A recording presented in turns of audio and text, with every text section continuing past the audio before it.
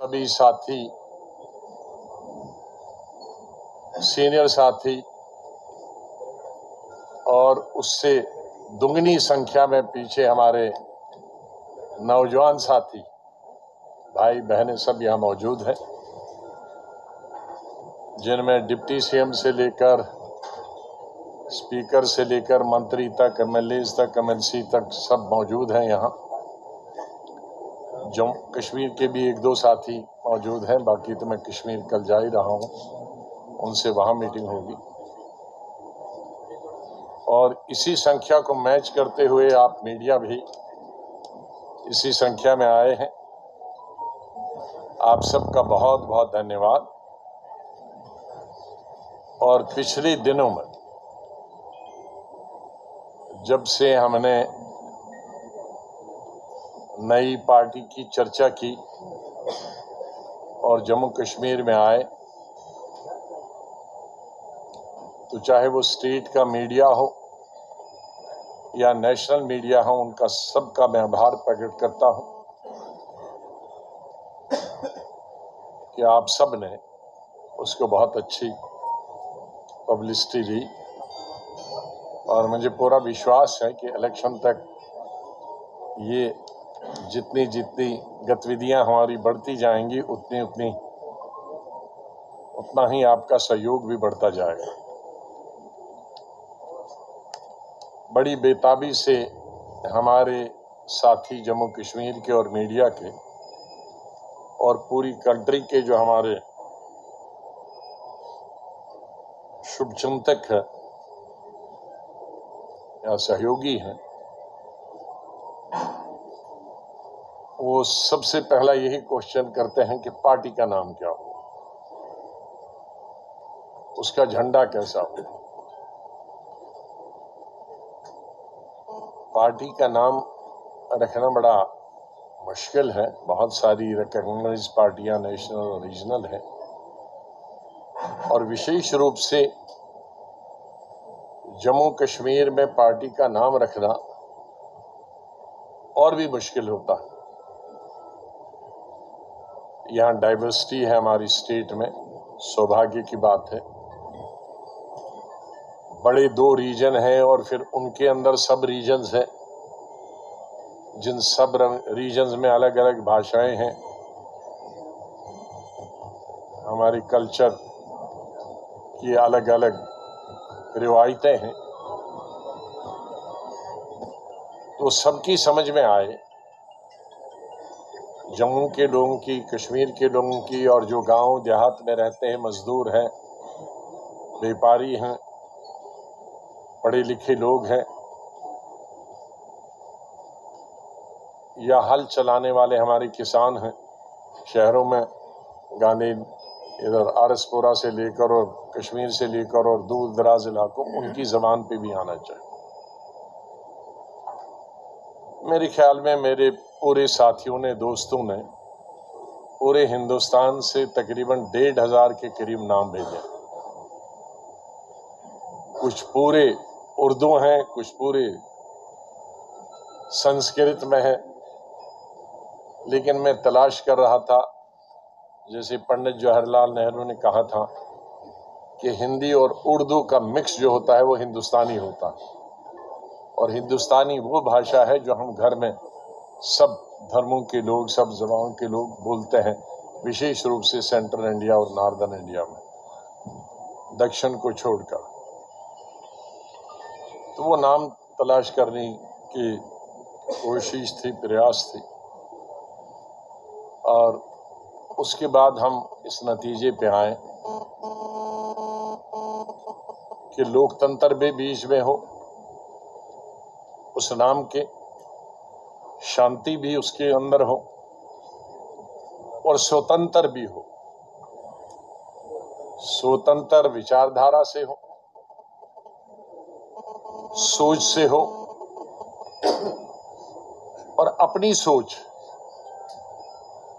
पिछले दिनों कई लोगों ने हम पर आरोप लगाए, उस पार्टी इस पार्टी से समझौता। हमारा सिर्फ अपने दिल और दिमाग से समझौता, और जम्मू कश्मीर की जनता से समझौता है और किसी पार्टी से समझौता नहीं। न हमने किसी पार्टी से कंसल्ट करके पार्टी बनाई है। हमने सिर्फ अपने साथियों जो यहाँ बैठे हैं और जो कश्मीर में बैठे हैं उनसे विचार करके ये पार्टी बनाई है। किसी पार्टी का इसमें कोई रीजनल हो, नेशनल हो, कोई कानो कान खबर नहीं है और न नाम की खबर है, न पार्टी बनाने की खबर थी और न ही किसी पार्टी की सोच हमको प्रभावित कर सकती है।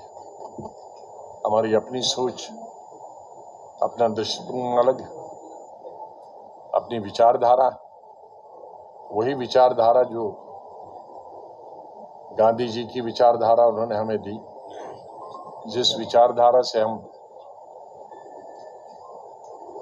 हमको आज़ादी मिली और उस विचारधारा के साथ हमारे देश के करोड़ों किसान, मजदूर, नौजवान और फ्रीडम फाइटर थे।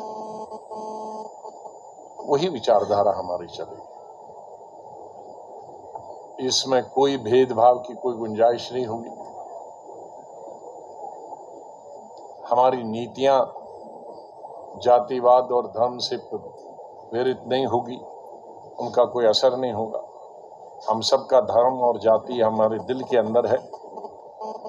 कोई पूजा करेगा, कोई गुरुद्वारे में जाएगा, कोई मंदिर में जाएगा, कोई मस्जिद में जाएगा, कोई चर्च में जाएगा, पूरी आज़ादी है। लेकिन जो राजनीति में वो टपकना नहीं चाहिए। हमारा राजनीति में हमारे सामने सब धर्मों का सम्मान है, सब धर्मों का इज्जत है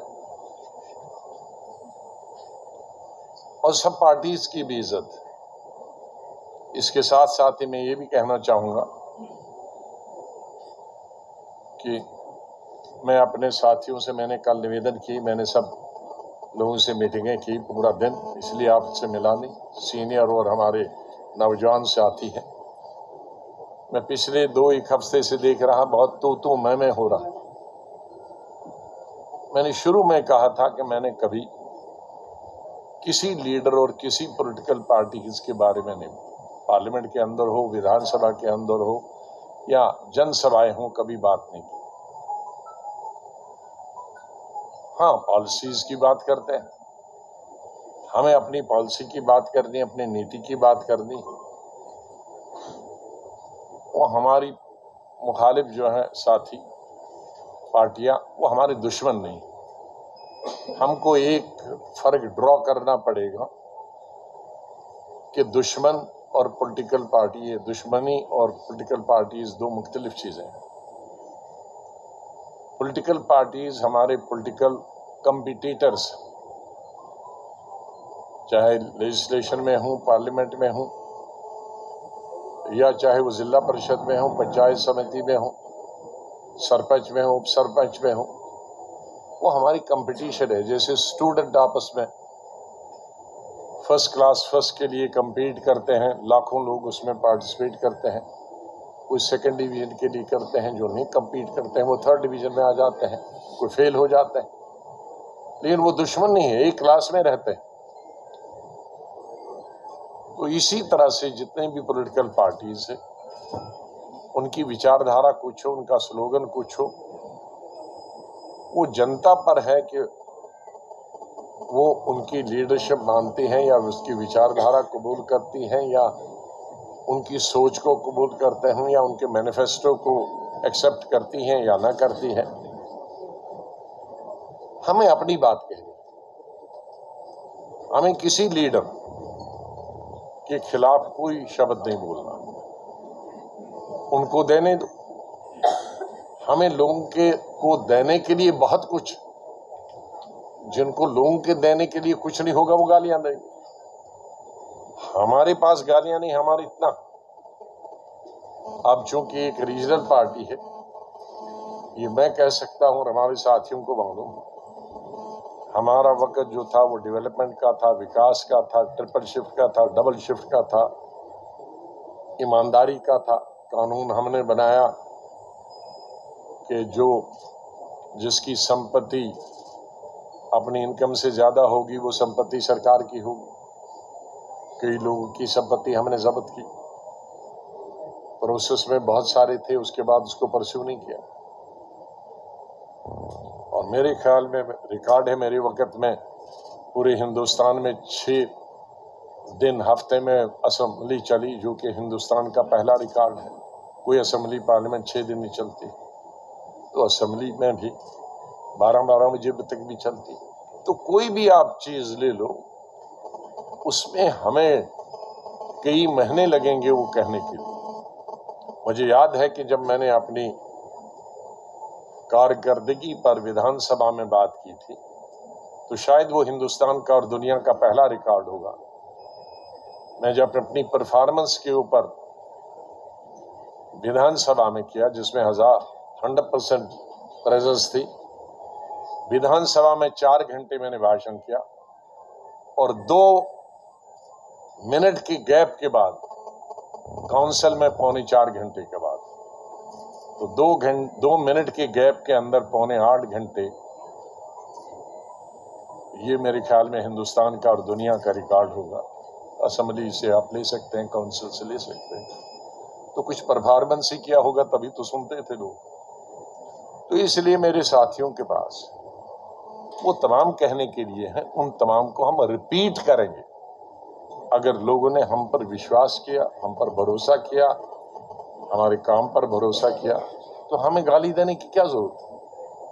हाँ, जिन्होंने कुछ काम नहीं किया हो तो वो गाली देंगे। इसलिए ये मेरे साथियों के लिए है, और मैं मीडिया से भी कहूँगा उस चीज़ को थोड़ा कम हाईलाइट करें। अब हम 21वीं सदी में रहते हैं, कल्चर्ड सोसाइटी है, पढ़े लिखे सोसाइटी है, उसमें लोग पसंद नहीं करते। मुझे मालूम है कि आप नाम का बहुत उत्सुक, और ये भी मालूम है कि जो ही नाम बताऊंगा आप भाग जाएंगे। नहीं, इसलिए नहीं भागेंगे कि उसके बाद सुनना नहीं चाहेंगे।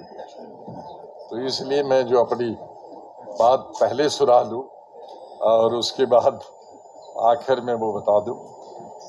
झंडा और फ्लैग में थोड़ा विलंब हुआ कि हमके संडे था, और मुझे नहीं मालूम कि संडे की वजह से इतना बड़ा स्ट्रिक्टली होता है कि कोई दर्जी भी नहीं मिलता।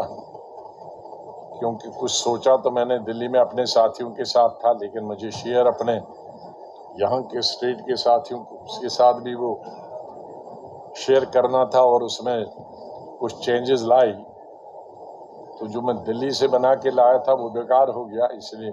और यहाँ दर्जी नहीं मिला, अब किसी को उठा के एक आध पीस में जेब में लाया हूँ। नहीं, आपने ये तो डंडा पीटने का लाया है लगता है। तो अच्छा, चलो बच्चों ने, नहीं ठीक है, नहीं अभी यही काफी है, डंडा काफी है। चलो ठीक ही लगाया है, उल्टा लगाया है। चलो मैं ठीक करूंगा अगर उल्टा भी लगाया, क्योंकि इस बच्चे को नहीं मालूम कौन सा डंडे की तरफ रखना है और कौन बाहर रखना है। तो मैं अब काम की बात करूं। हाँ, 2-3 चीजें और कहना चाहूं उनसे, क्योंकि आज फसल का मौसम है, काटने का और घास काटने का, और कश्मीर में सेब का। तो यहाँ सबसे पहले मैं कहूँगा कि ये निवेदन करूँगा सरकार से कि अब ये जो हमारा दरबार है, जिससे हमारी इकॉनमी चलती थी जम्मू की, जम्मू में अगर देखेंगे, मैं जब चीफ मिनिस्टर था मैं भी सोचता था दरबार से यहाँ शहर शुरू होता है सिटी चौक में, वहां से जाता हूँ और ऊपर नहीं जहाँ महाराजा का पैलेस है वहां से मुबारक मंडी में निकलता हूँ हमेशा से। तो तब भी मैं सिटी चौक यहीं रघुनाथ मंदिर जी से शुरू हुआ और 4-5 घंटे मुझे लगे, और दाएं और बाएं तरफ बड़े हमारे वोट चाहे किसको कौन देता है उससे मुझे फिक्र नहीं, लेकिन हमेशा आओ भगत में वो नंबर 1 रहते हैं, जिसके लिए मैं हमेशा उनका आभार प्रकट करता हूं। अगर मैं फ्रूट जमा करूंगे तो कई ट्रकों में जाएगा, लेकिन मैं खाली छूता हूं उसको। तो उन्होंने कहा कि कभी ऐसा सोचना नहीं, हम तो खत्म हो जाएंगे। क्यों? कहा जब कश्मीर से आते हैं तो हमारी जो बिक्री होती है वो 100 गुना 1000 गुना ज्यादा होती है, तो इसलिए होटल उस पे चलते हैं, टी स्टॉल उस पे चलते हैं, टैक्सियां चलती हैं, टांगे चलते हैं, और दुकानदार का जो बिजनेस है वो सब उस पे चलता है जब दरबार, और दरबार मंदी तब हो जाती है दरबार जब शिफ्ट होता है। तो मेरे ख्याल में जम्मू, ये बहुत अच्छी बात है कि ट्रेन अब माता वैष्णो देवी के लिए वहां तक नीचे तक जाती है। उसका बहुत सारे श्रद्धालुओं को, लाखों श्रद्धालुओं को जो हमारे हैं माता के, जो जाना चाहते हैं, उनको फायदा होता है। लेकिन जम्मू का कारोबार उससे ठप हो गया। उससे हमारी टैक्सी का काम बंद गया, जो जाते थे यहाँ आते थे, रात के होटल्स का, टी स्टॉल्स का, दुकानों का। तो उसका एक ही इलाज है कि दरबार में लोग आए ज्यादा से ज्यादा। और मैं जम्मू के लोगों से भी अपील करूंगा कि जो बीच में दीवारें बन गई, उन दीवारों को तोड़ना शुरू करें, क्योंकि हम इंटरडिपेंडेंट, आज से नहीं हजारों सालों से। जम्मू डिपेंडेंट है कश्मीर पर, कश्मीर डिपेंडेंट है जम्मू। जब स्टेट को डाउनग्रेड और 370 को डाउनग्रेड करने, ये खत्म करने के बाद मैं यहाँ जम्मू आया और कश्मीर भी गया सुप्रीम कोर्ट की परमिशन लेकर। तो यहाँ ट्रांसपोर्ट खत्म हो गया था, दुकानें खत्म हो गई थी, लेकिन 70% हमारी जो इंडस्ट्रीज थी कठवा, सांबा, जम्मू में, वो बंद हो गई थी। तो मैंने कहा उनसे, क्यों बंद होगी? उनमें से 60% का सामान सब कश्मीर जाता था। मुझे नहीं मालूम था पहले, मैं सोचता था ये कठवा वाला पंजाब वगैरह जाता। नहीं, कहा कि हमारी जो मार्केट है वो कश्मीर है। तो कश्मीर जब बैठ गया, कठवा सांबा वाले बैठ गए। तो उसका मतलब है कि हमारे लाखों लोगों को जो एम्प्लॉयमेंट मिलती है कठवा, सांबा, जम्मू में इंडस्ट्रीज में, अगर कश्मीर बैठ गया तो ये भी बैठ गए। तो हमारा ट्रांसपोर्ट बैठ गया, बिजनेस बैठ गया, क्योंकि आड़ती सब यही जम्मू से हैं, वो फिर सीधे अमृतसर भाग देंगे।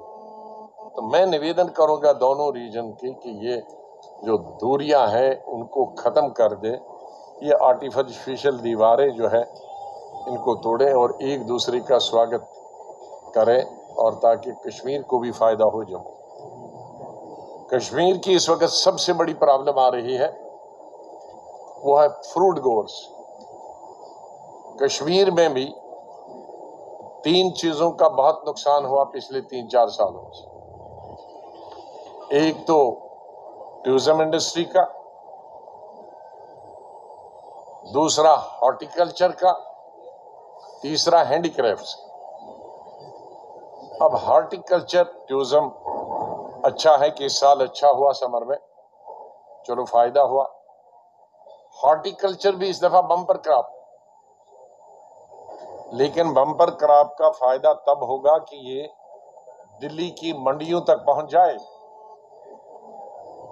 जो लोग सेब के बारे में नहीं जानते हैं, जैसे पुरानी मिसाल है कि एक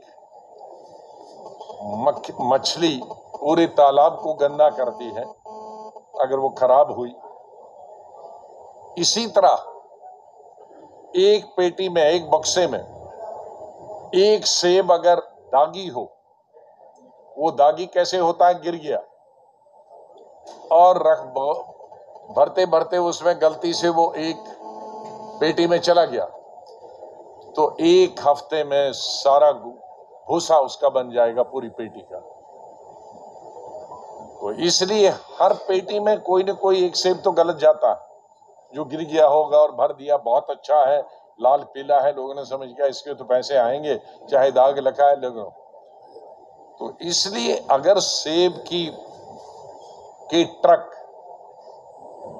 रातों रात दिल्ली ना पहुंचे, मंडी न पहुंचे, तो आपका वो फसल ऊपर वाले ने तो बम्पर दिया, लेकिन हमारी गलती की वजह से वो रुक गया। 5-5 रामबन वो बहरहाल हो गया। मेरी गवर्नमेंट से और ट्रैफिक वालों से गुजारिश होगी, गवर्नर साहब से मैंने कोशिश की तो शायद वो छुट्टी पे है, फिर मैं बात करूंगा, लेकिन ट्रैफिक वालों से मेरी गुजारिश है कि अभी 1 महीना कश्मीर से फ्रूट को जम्मू आने के लिए और पूरी जहां जहां उसका डेस्टिनेशन हो मंडियों में जाने के लिए वही प्रायोरिटी देनी चाहिए जो हम एम्बुलेंस को देते हैं। एम्बुलेंस जब चलती है तो सब दाएं बाएं हो जाती है, यही प्रायोरिटी दी जाए, वरना हमारे बम्पर क्रॉप का कोई फायदा नहीं। ये मेरा उनसे निवेदन है। तो इस तरह से हमारे जम्मू कश्मीर की ये 2-3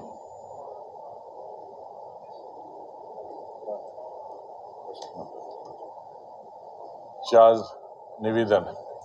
जम्मू में भी कुछ कंडी इलाकों में ये ज्यादा बारिश की वजह से वो दूर दराज इलाकों में फसल बर्बाद हुई, उनका भी कंपनसेशन होना चाहिए।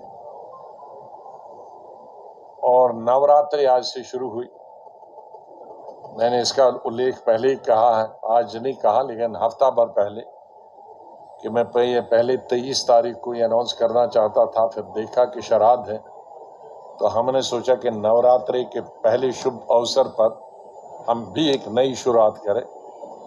तो इस अवसर पर जबकि हमने नई पार्टी की शुरुआत की है, इस अवसर पर मैं जम्मू कश्मीर के सभी मेरे भाइयों को और देशवासियों को नवरात्रि की शुभकामनाएं देता हूं। और अल्लाह करे, भगवान करे कि हमारे देश में शांति हो, सब प्यार से रहे, अमन से रहे, हमारी स्टेट में भी सब शांति अमन से रहे, खुशहाली हो, सब खुश रहे, सब धर्मों के लोग, सब जातियों के लोग, जहां जहां भी है। ये पार्टी का नाम है डेमोक्रेटिक आजाद पार्टी।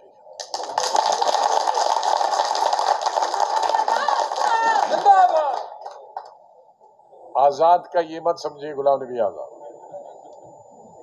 डेमोक्रेसी डेमोक्रेटिक के लिए है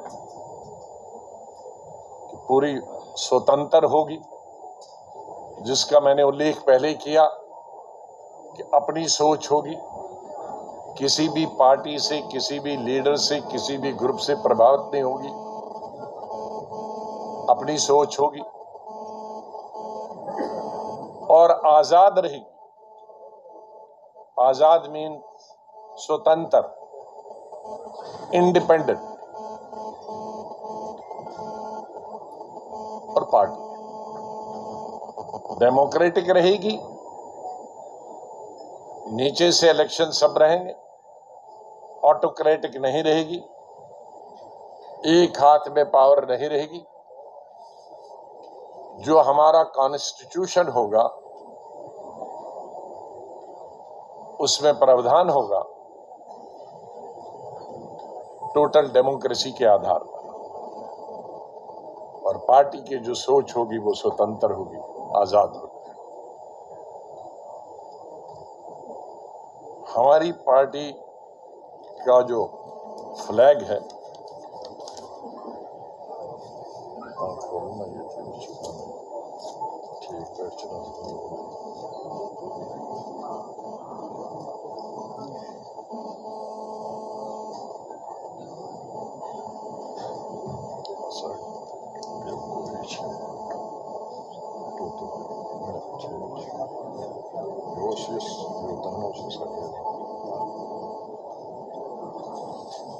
तो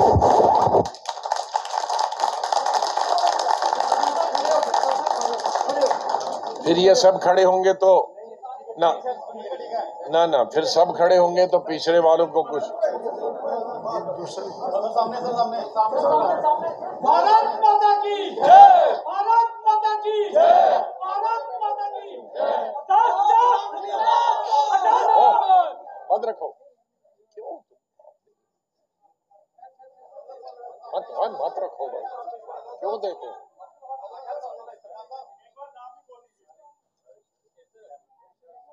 डेमोक्रेटिक आजाद पार्टी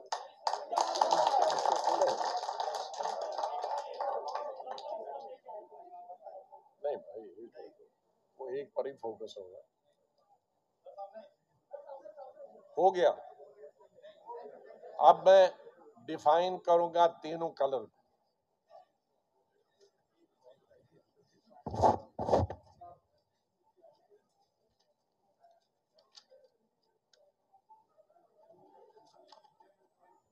इधर से शुरू करते हैं मस्टर्ड कलर से।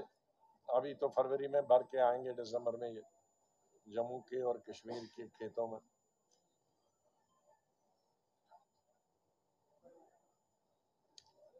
इसका मतलब हुआ मस्टर्ड कलर का क्रिएटिविटी। क्रिएटिविटी का मतलब है एक नई चीज क्रिएट करने की, पैदा करने की, सोचने की क्षमता। इसका दूसरा मतलब ये है डाइवर्सिटी। तो डाइवर्सिटी का यूनिटी इन डाइवर्सिटी। हमारा पूरा भारत देश और उसके अंदर जम्मू कश्मीर डाइवर्सिटी से भरा हुआ है। चाहे धर्म की बात लें, जातियों की बात लें, भाषा की बात लें, खाने पीने की बात लें, पहाड़ और मैदान की बात लें, चीजें पैदा करने की बात लें, तो ये एक डाइवर्सिटी है। वाइट का मतलब हुआ जो बीच में है शांति, अमन। तो हम गांधी जी को मानने वाले हैं, तो इसलिए हम शांति और अमन हमारी प्राथमिकता रहेगी और हमारा उसूल भी रहेगा। अब ये जो कलर है, इसमें पूरा दुनिया समा जाता है। इसके इतने मतलब है। ये डार्क ब्लू कहिए, ये समंदर की गहराई से लेकर आसमान की ऊंचाइयों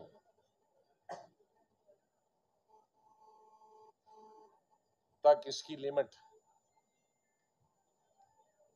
हमारे अंदर दिल में इतनी गहराई होनी चाहिए कि ऐसा नहीं इधर कान से सुना कुछ तो और इधर बता दिया। इतनी ताकत होनी चाहिए हमको बर्दाश्त करने की दिल के अंदर। और आसमान जैसे हमारी खुला होना चाहिए दिमाग, सोच बंद नहीं होनी चाहिए।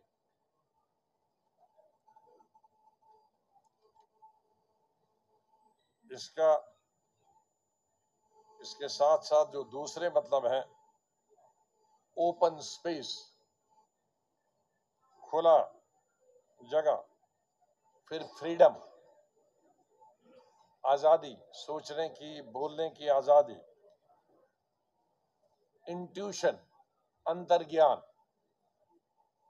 इंट्यूशन भी आनी चाहिए। फिर इमेजिनेशन, कल्पना,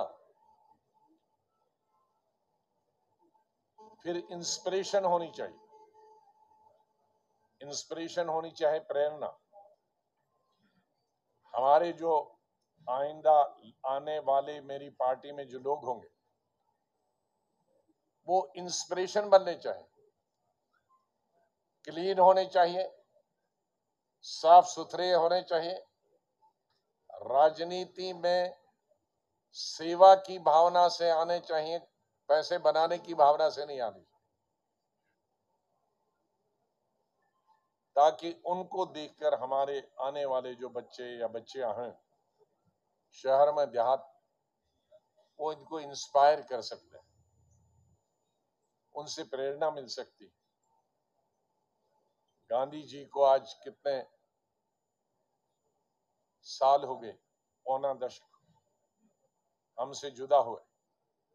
हम लोग उनकी शक्ल नहीं देखी, फोटो देखी, लेकिन उनके कार्य से, उनकी सोच से, उनकी विचारधारा से आज भी हम हिंदुस्तान में नहीं, दुनिया के करोड़ों लोग उनसे प्रेरणा लेते हैं। वो एक एक पेड़ पे, जिसकी ज्यादा रेस है वो 3 पेड़ों को फलान के जाता है।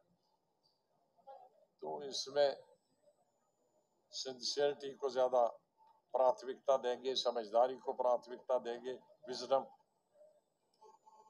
और कॉन्फिडेंस, एतबार को, स्टेबिलिटी, स्थिरता, ये तमाम चीजें होंगी। हमारी पार्टी में हमारी कोशिश रहेगी कि कम से कम 50% नौजवानों को और महिलाओं को टिकटें दी जाए,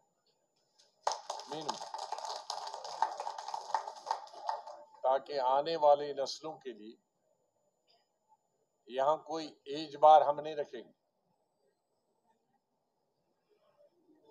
हर का अपना अपना महत्व, नौजवान और बुजुर्ग को एग्जिस्ट करेंगे। जैसा हमारा समाज है, जैसा भगवान ने हमें बनाया है, कोई भगवान उठा के नहीं लेता है एक एज के बाद। मेरे पास पार्लियामेंट में मिसाल हैं जो 90s में भी रहे,